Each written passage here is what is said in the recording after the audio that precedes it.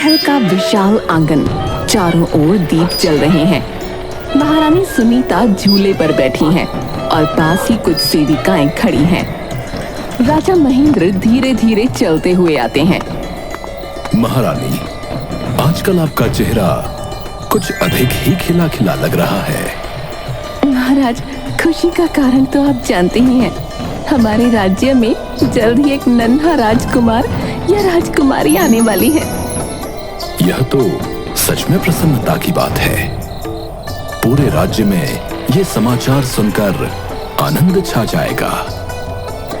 महाराज, महारानी माँ बनने वाली हैं, इसलिए पूरा नगर उत्सव की तरह आनंद मना रहा है। अच्छा महारानी, मैं शीघ्र ही कुछ दिनों के लिए विदेश यात्रा पर जा रहा हूँ। वहां से तुम्हारे लिए कुछ उपहार अवश्य लाऊंगा। बोलिए, आपको क्या चाहिए? महारानी सोच में पड़ जाती हैं। महाराज, वैसे तो मेरे पास सब कुछ है, लेकिन अगर आप सच में कुछ लाना चाहते हैं तो मेरे लिए रुंझन गुड़िया ले आइए। रुंझन गुड़िया? ये क्या है महारानी? बचपन में मेरी माँ मेरे लिए खास गुड़िया लाई थी, जिसकी पायल से झुनझुन की आवाज आती थी। जब मैं उसे हिलाती थी तो वो रुंझुन रुंझुन बजती थी। मैं उसी तरह की गुड़िया चाहती हूँ इस आने वाले बच्चे के लिए। राजा थोड़ा सोचते हैं और फिर सहमति में सिर हिला देते हैं। ठीक है, मैं ये गुड़िया अवश्य लाऊंगा। ये मेरा वचन है महारानी। महारानी खुशी से राजा को प्रणाम करती हैं। महाराज को गए 5 साल बीत जाते हैं। महल के आंगन में महारानी सुनीता झूले पर बैठी हैं। पास में ही छोटी राजकुमारी सौंदर्या अपनी छोटी छोटी चूड़ियां खनकाती हुई सेविकाओं के साथ खेल रही है। माँ, मेरे पिताजी कब आएंगे? आपने कहा था वो मेरे लिए रुंझन गुड़िया लाने गए हैं, लेकिन कितने दिन हो गए। महारानी अपनी बेटी को गोद में उठाकर प्यार से उसके माथे को चूमती हैं। मेरी प्यारी राजकुमारी, तुम्हारे पिताजी तुमसे बहुत प्यार करते हैं। वो जैसे ही तुम्हारे लिए रुंझुन गुड़िया ले आएंगे, तुरंत महल वापस लौट आएंगे। लेकिन माँ, वो तो बहुत समय से गए हुए हैं, कहीं वो रुंझुन गुड़िया में ही न खो गए हों। राजकुमारी की मासूमियत पर महल की दासियां हंस पड़ती हैं। राजकुमारी, आपके पिताजी तो बड़े वीर हैं, वो गुड़िया के साथ कहीं खो नहीं सकते। सौंदर्या कुछ सोचते हुए अपनी माँ की गोद से उतरती है और अपने छोटे छोटे हाथ कमर पर रख कर बोलती है। तो फिर वो अब तक आई क्यों नहीं? क्या गुड़िया लाने में 5 साल लगते हैं? महल में सब ठहाका लगाकर हंसने लगे। तभी अचानक एक सैनिक तेजी से अंदर आया और झुककर सूचना देता है। महारानी, महाराज विदेश से लौट रहे हैं। वे महल में पहुंचने ही वाले हैं। ये सुनते ही महल में खुशी की लहर दौड़ जाती है। सब लोग महाराज के स्वागत की तैयारी करने लगते हैं। ये सुनकर महारानी सुनीता और राजकुमारी सौंदर्या खुशी से उछल पड़ते हैं। माँ, मेरे पिताजी आ रहे हैं, अब मेरी रुंझुन गुड़िया भी आ जाएगी। हाँ बेटी, आज इतने वर्षों बाद तुम्हारे पिताजी हमें मिलने आ रहे हैं। महारानी जल्दी से आरती की थाली तैयार करती हैं और राजकुमारी का हाथ पकड़कर महल के द्वार पर जाती हैं। राजा महल में घोड़े पर सवार होकर प्रवेश करते हैं। उनके पीछे रथ में एक सुंदर मगर अहंकारी महिला बैठी होती है। राजा से मिलने के लिए महल के लोग, सैनिक और नगरवासी बड़ी संख्या में एकत्रित होते हैं। लेकिन जब भी राजा के साथ एक दूसरी रानी को देखते हैं तो पूरा नगर स्तब्ध रह जाता है। महाराज अकेले नहीं आए, ये दूसरी रानी कौन है? राजा ने विदेश में दूसरा विवाह कर लिया। ये दूसरी रानी है। महारानी सुनीता सदमे में खड़ी रह जाती है। उसकी आंखों में आंसू भर आते हैं। राजकुमारी सौंदर्या राजा की ओर दौड़ती है। पिताजी, आप आ गए। राजा मुस्कुराते हुए सौंदर्या को गोद में उठाते हैं। पिताजी!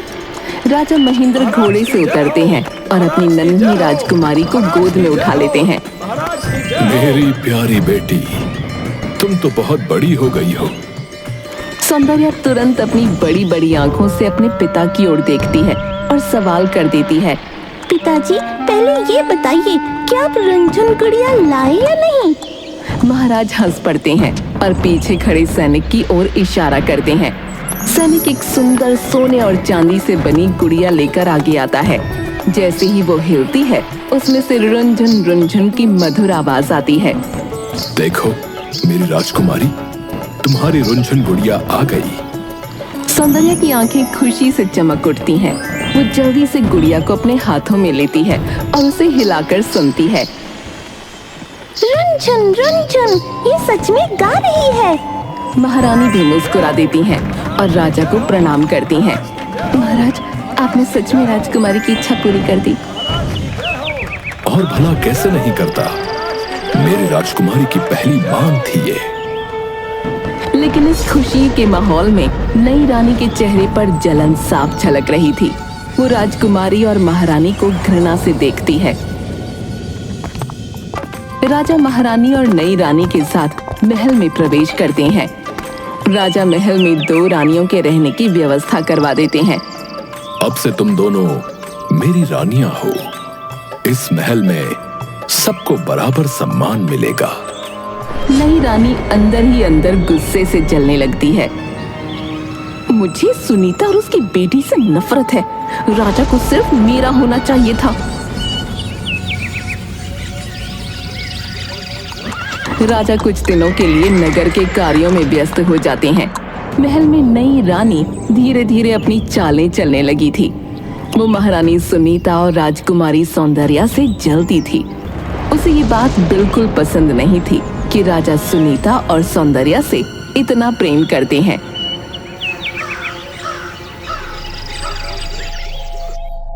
एक दिन महल के भोजन कक्ष में राजा के साथ दोनों रानियां बैठी थीं। राजा ने सुनीता को प्यार से देखा। महारानी सुनीता, क्या आप जानती हो, मैं जब भी युद्ध या विदेश यात्रा पर जाता हूँ तो आपकी याद सबसे अधिक आती है। सुनीता शर्मा गई, लेकिन नई रानी का चेहरा गुस्से से लाल हो गया। नई रानी बिना रुके खाने की थाली पटकते हुए, तो महाराज, क्या मैं यहाँ सिर्फ सजावट के लिए बैठी हूँ? आपको मेरी कोई परवाह नहीं?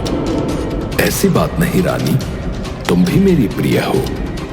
नई रानी और गुस्से में आ जाती है। वो मन में कसम खाती है कि वो सुनीता और उसकी बेटी को राजमहल से निकाल कर ही दम लेगी।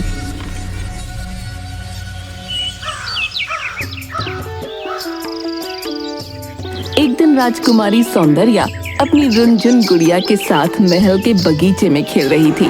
तभी नई रानी वहां आ गई। अरे ओ राजकुमारी, बहुत खेल खेल लिया इस गुड़िया से, अब मुझे दे दो। तुझे गुड़ियों से खेलने की जरूरत नहीं। असली राजकुमारियां हथियार पकड़ती हैं। महल की एक दासी ये सब देख लेती है और दौड़कर महारानी सुनीता को बताने जाती है। राजकुमारी सौंदर्या महल के बगीचे में अकेली बैठी थी। अचानक उसके मन में एक पुरानी याद जाग उठी। अरे, मेरी रुंझुन गुड़िया कहाँ गई? अब वो मुझे मिलती ही नहीं। राजकुमारी तेजी से उठी और महल के अंदर अपने पिता से मिलने दौड़ पड़ी। राजा अपने सिंहासन पर बैठे थे। उनके पास नई रानी भी बैठी थी। जैसे ही राजकुमारी वहां पहुंची, उसने मासूमियत से राजा का हाथ पकड़ लिया। पिताजी, माँ ने मेरी गुड़िया कहाँ रखती है? बताइए ना, वो कहाँ है? मैं उसके साथ खेलना चाहती हूँ। राजा थोड़ा असहज हो गए। उन्हें याद आया कि रुंझुन गुड़िया तो रानी ने बक्से में रख दी थी। अरे राजकुमारी, तुमने देखा नहीं, तुम्हारी ये दूसरी माँ ही तो तुम्हारी रुंझुन गुड़िया है। राजकुमारी हैरान रह गई। वो धीरे धीरे अपनी दूसरी माँ की ओर देखने लगी। नई रानी की आंखों में नफरत के भाव साफ झलक रहे थे। हाँ राजकुमारी, अब से मैं ही तुम्हारी रुंझुन गुड़िया हूँ। चलो खेलो मेरे साथ। राजकुमारी चुपचाप वहाँ से अपनी असली माँ की ओर दौड़कर चली गई। माँ, दूसरी माँ मुझसे प्यार नहीं करती। वो मुझे देखती भी नहीं है, बल्कि ऐसा लगता है जैसे वो मुझसे नफरत करती है। मैं उनके साथ कैसे खेलूं? महारानी ये सुनकर अंदर तक तड़प उठी। उन्होंने अपनी बेटी को और कसकर गले लगा लिया। माँ, मेरी असली रुनझुन गुड़िया तो आप हो ना? महारानी की आंखें भर आईं। उन्होंने अपनी बेटी को प्यार से चूमा और धीरे से फुसफुसाई, हाँ मेरी राजकुमारी, तुम्हारी असली रुनझुन गुड़िया हमेशा तुम्हारी माँ ही रहेगी। बहुत हुआ ये माँ बेटी का नाटक।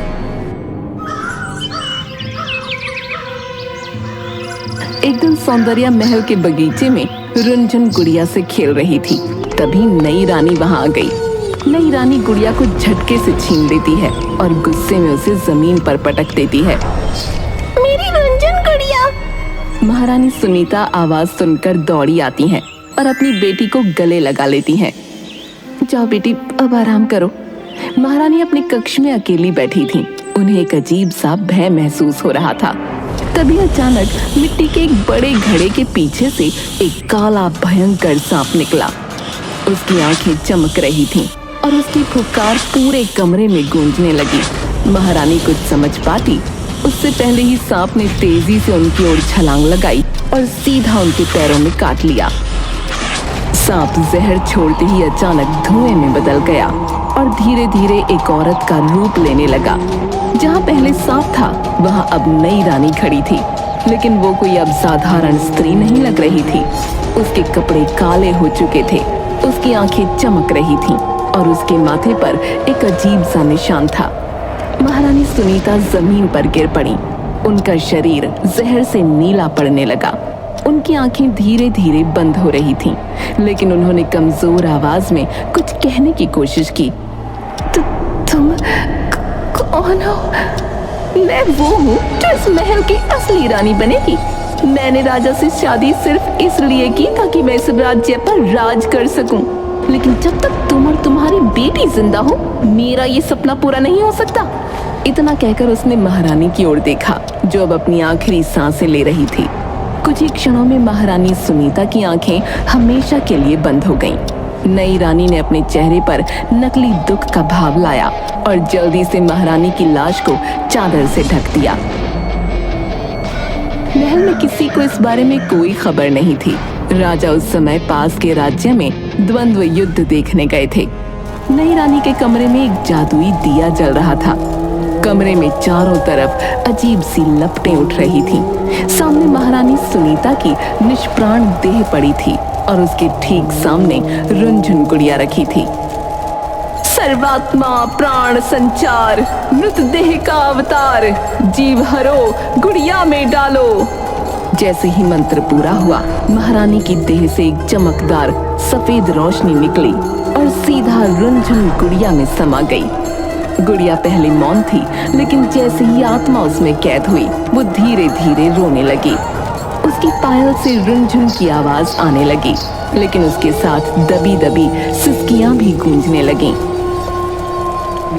अब से महारानी की आत्मा इस गुड़िया में कैद रहेगी और कोई इस रहस्य को नहीं जान पाएगा।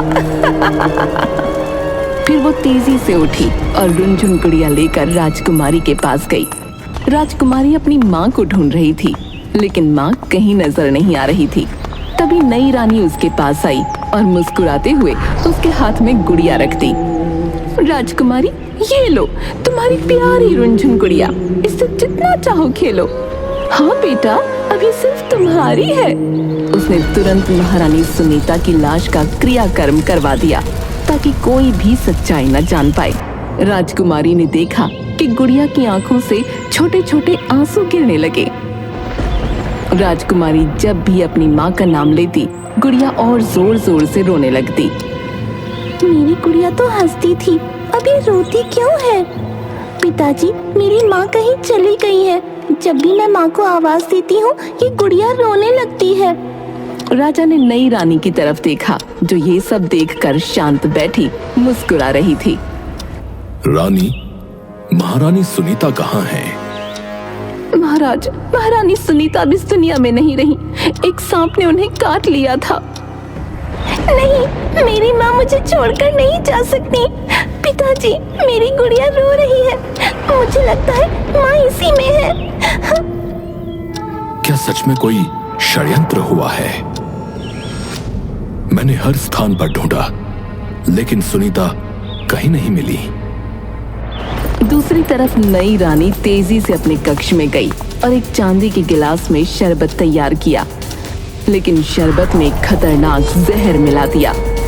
फिर वो धीमे कदमों से राजा के पास पहुंची और मुस्कुराते हुए गिलास उनकी तरफ बढ़ाया। महाराज, आप बहुत थके हुए लग रहे हैं, ये ठंडा शरबत पी लीजिए, आपको बहुत आराम मिलेगा। जैसे ही राजा ने गिलास हाथ में पकड़ा, पास में रखी रुनझुन गुड़िया अचानक जोर जोर से हंसने लगी।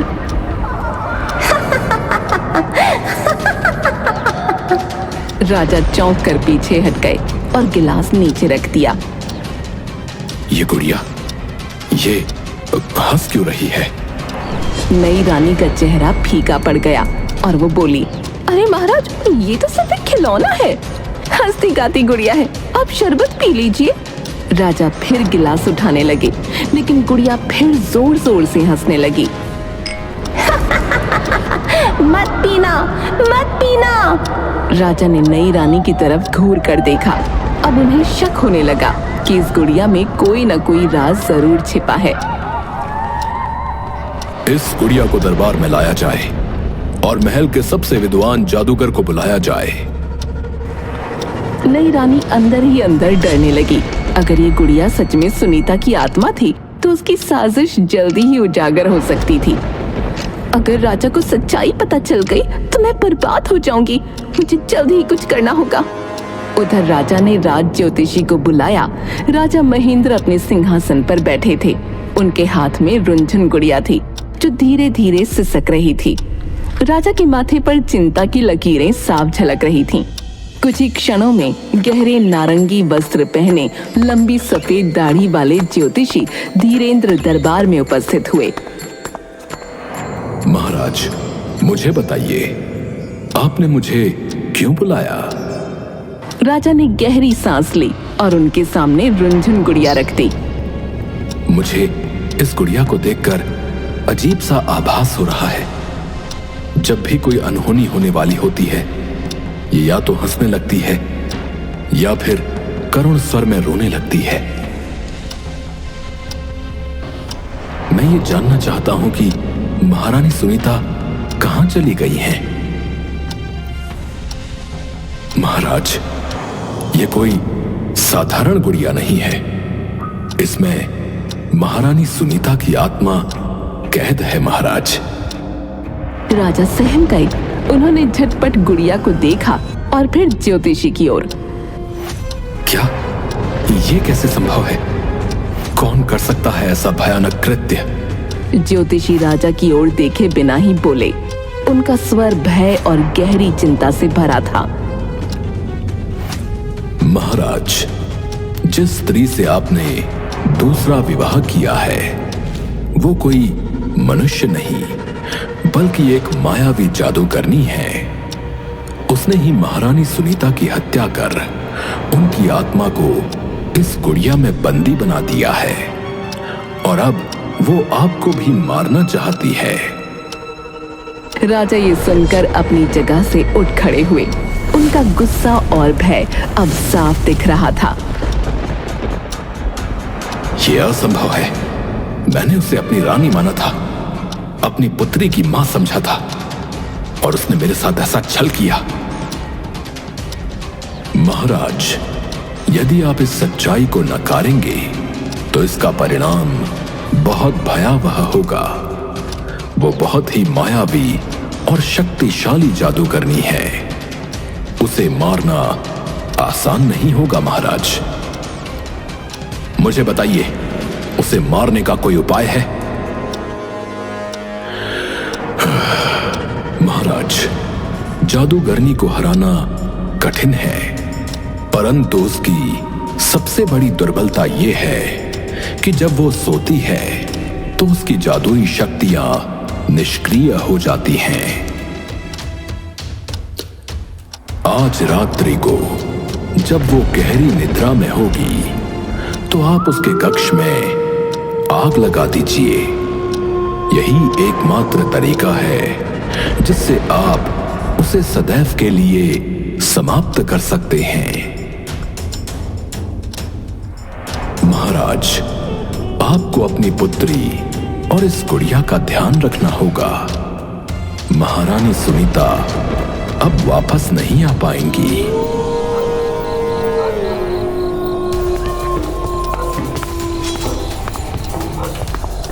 सैनिकों, रानी के कक्ष के द्वार धीरे से बंद कर दो। सैनिकों ने चुपचाप दरवाजे की सभी कुंडियां बाहर से बंद कर दी। फिर राजा ने मशाल उठाई और कक्ष के चारों ओर लगे रेशमी पर्दों पर आग लगा दी। कुछ ही पलों में पूरा कक्ष धधक उठा।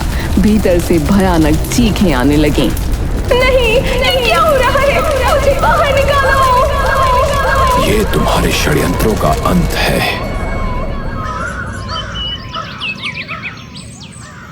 अगली सुबह राजा महल में वापस आए। सैनिकों ने तुरंत राजा को आकर सूचना दी। महाराज, छोटी रानी आग में जलकर भस्म हो गई। छोटी रानी के नाम से राज्य भर में निर्धनों को भोजन वितरित किया जाए। उस रात राजा अपने कक्ष में बैठे थे। उनकी गोद में रुनझुन गुड़िया थी। राजा ने धीरे से उसके सिर पर हाथ फेरा और फुसफुसाए। मुझे क्षमा करना सुनीता, अगर मैंने पहले ही सच्चाई देख ली होती तो आज तुम मेरे साथ होती। राजा ने गुड़िया को राजकुमारी सौंदर्या को सौंप दिया और सब खुशी खुशी रहने लगे। महाराज की जय हो।